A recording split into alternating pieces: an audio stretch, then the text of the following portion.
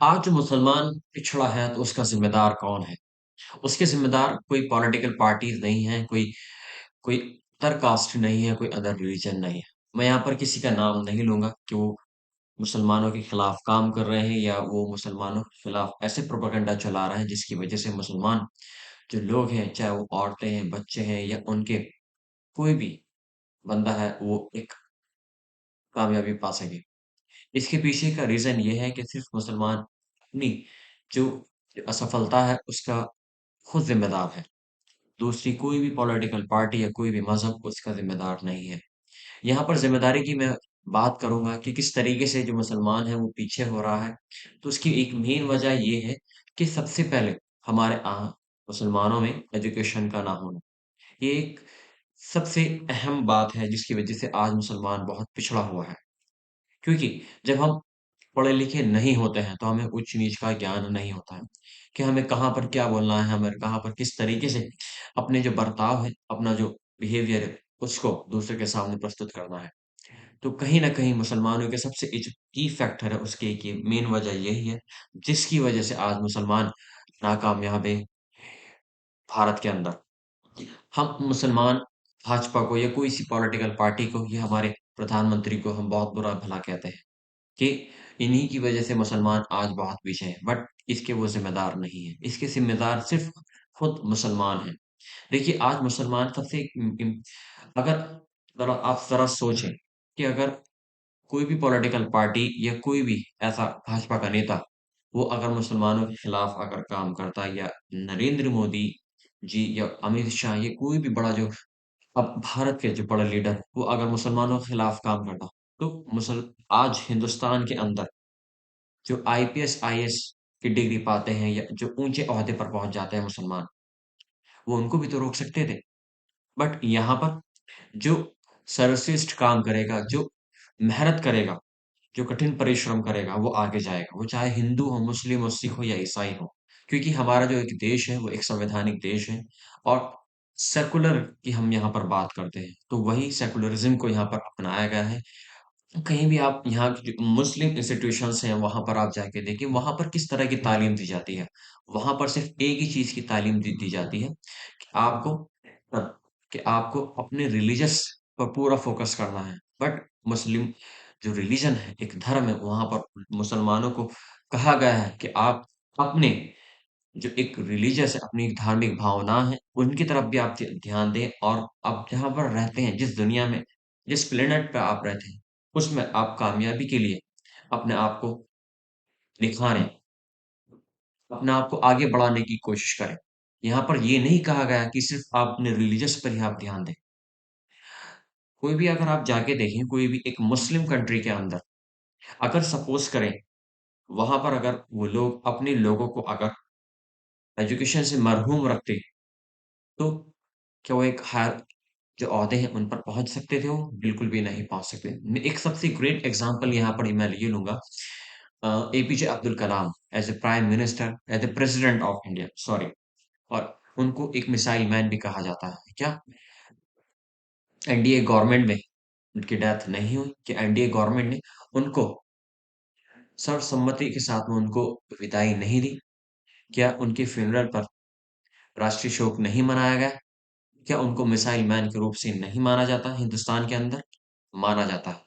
वो एक अच्छे पढ़े-लिखे थे, वो एक बड़े साइंटिस्ट थे और उन्होंने इंडिया को, भारत को एक मिसाइल की सौगात दी और जिसी की वजह से उनको आज मिसाइल मैन के रूप में जाना जाता है। ज़्यादातर मोस्टली जो 100 आउट ऑफ 90% जो स्टूडेंट्स हैं, उनको बखूबी जानते हैं और जब उनकी डेथ हुई जिस दिन बहुत सारे जो मुस्लिम लोग, बहुत सारे जो चाहे वो मुस्लिम हो, हिंदू हो, ईसाई हो, सिख हो, सभी ने अपने टीपी पर, अपने व्हाट्सएप अकाउंट पर, अपने फेसबुक अकाउंट पर, अपने इंस्टा अकाउंट पर उनकी एक फ़ोटो लगाई।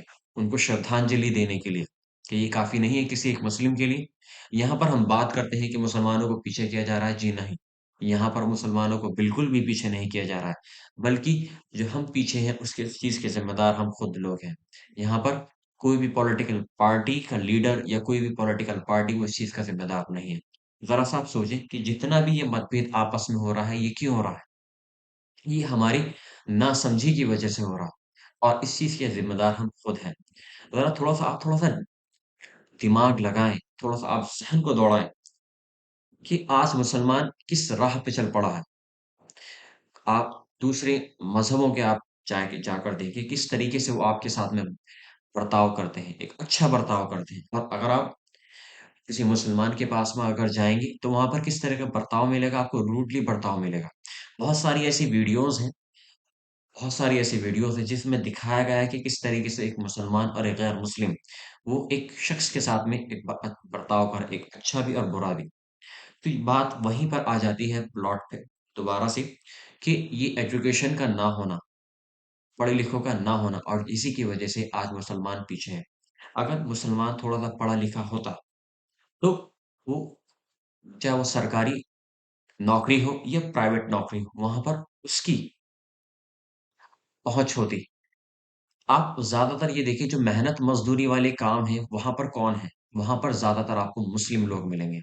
चाहे वो रिक्शा चलाने वाला हो या पिंचर लगाने वाला हो या क मैकेनिक हो या कोई भी, किसी भी टाइप का जो लेबर टाइप का ये मेहनत मज़दूरी करने वाला आपको लोग मिलेंगे, वो आपको मुस्लिम मिलेंगे।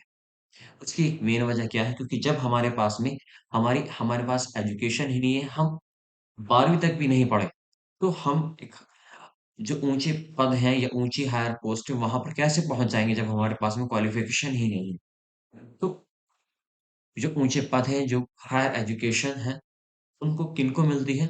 जो पढ़ लिखते हैं, जो एक मुकाम बनाना चाहते हैं और इसी चीज़ की वजह से आज मुसलमान पीछे हैं।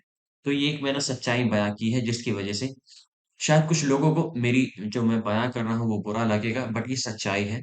देखिए मैं भी बिल्कुल खिलाफ नहीं हूँ मुसलमानों के, मैं भी खुद एक मुस्लिम हूँ। मैं भी ये चाहता हूँ कि मेरे कौम के लोग वो आगे बढ़ें, तरक्की करें। बट यहाँ पर कोई एक पर्टिकुलर एक ऑर्गनाइज़ेशंस हैं, बहुत सारी जो वो ये चाहती हैं कि मुसलमान आगे ना बढ़े। मज़हबी के अंदर ऐसी ऑर्गनाइज़ेशंस चल रही हैं, धर्म के नाम पर माइंड को डाइवर्ट किया जा रहा है, ब्रेन वॉश किया जा रहा है, जिसकी वजह से आज मुसलमान इतना पीछे है।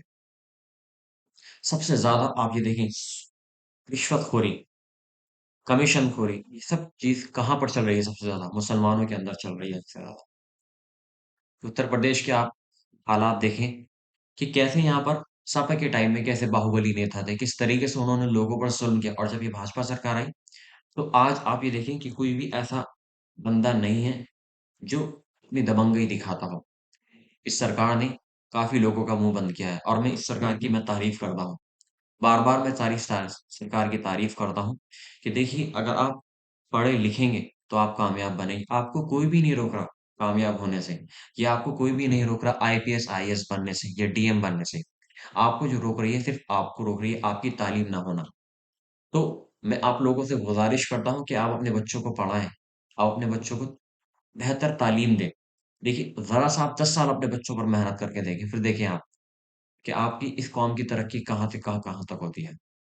कोई भी ऐसा नहीं है कि आपकी ये गलत धारणा है कि मुसलमानों को पीछे किया जा रहा है। बिल्कुल भी नहीं, मुसलमानों को कहीं भी पीछे नहीं किया जा रहा है। मुसलमानों को आगे बढ़ने के अवसर प्रदान किए जा रहा है। बट हम खुद ही बढ़ना नहीं चाहते। तो सरकार इसमें क्या कर सकती है बताओ? तो मैं आशा करता हूँ कि आपको मेरी बात कुछ समझ आई होगी और भविष्य में आप मेरी बात को मानेंगे।